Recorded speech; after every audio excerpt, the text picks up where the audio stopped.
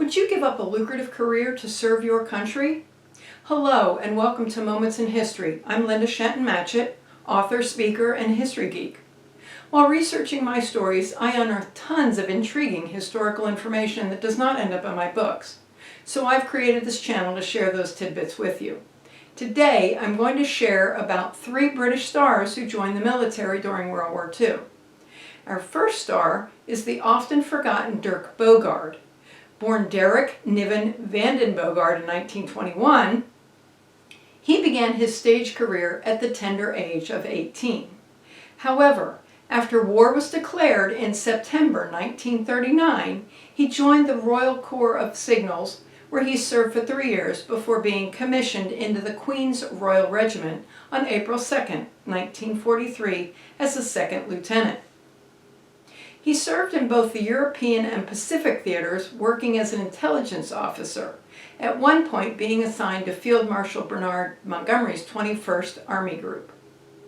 After achieving the rank of captain, as an air photographic interpreter, he was attached to the Second Army, where he selected ground targets in France, Holland, and Germany for the 2nd Tactical Air Force and Royal Air Force Bomber Command. He also performed photo reconnaissance after D-Day and moved through Normandy with the Royal Canadian Air Force units. By July 1944, they had made it to Somerview, near Bayeux.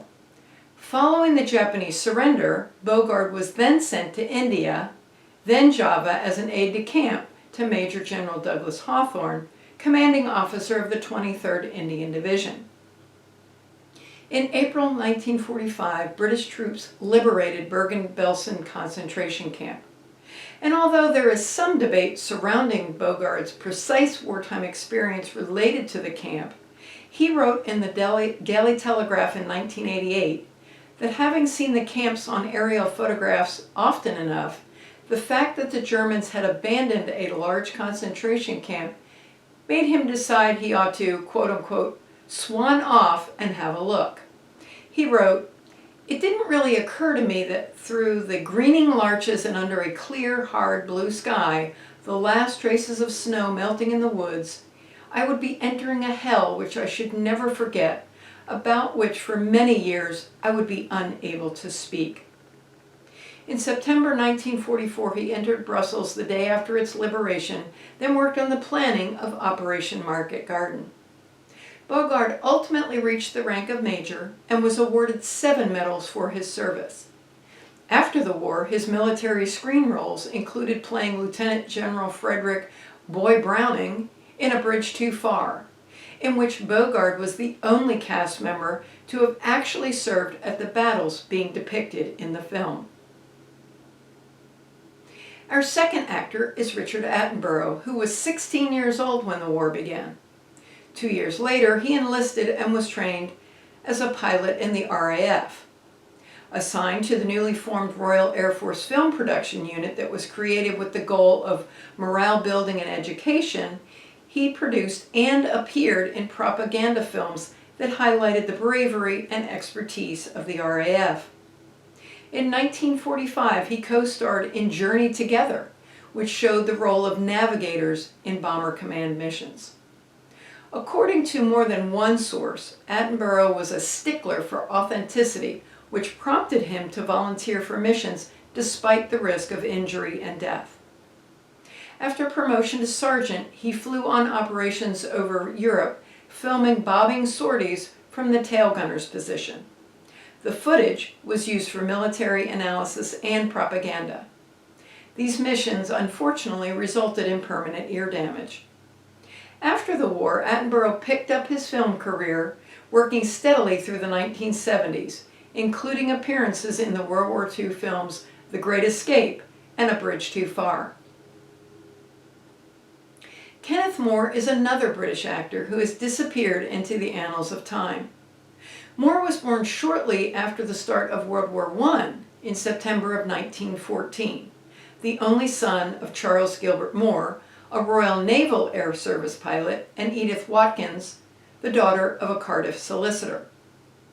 When he was 17, his father passed away, prompting Kenneth to apply for the RAF.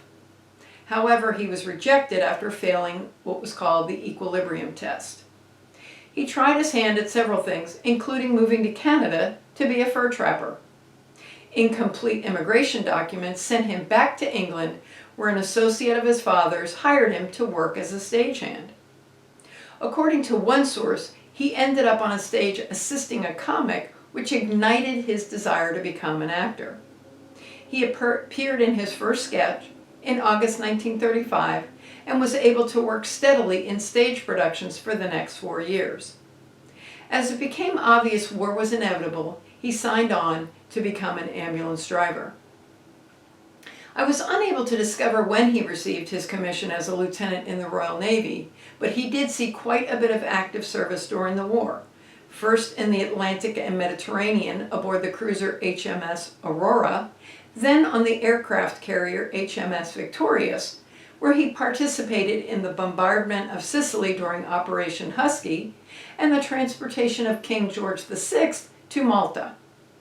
He was on his way to Japan when the Americans dropped the atomic bomb on Hiroshima. Moore was awarded 3 campaign stars for his service, then demobbed in 1946, upon which he immediately returned to work at the Wolverhampton, where he appeared in the play The Silence of the Sea about occupied Paris during World War II. 2 years later, he was cast in Noel Coward's World War II play Peace in Our Time. He continued on stage and screen through the 1970s and passed away in July of 1982. I hope you've enjoyed today's episode. Are you familiar with these stars? Comment below with the name of another star you'd like to learn about. Thanks for watching, and have a great rest of your day.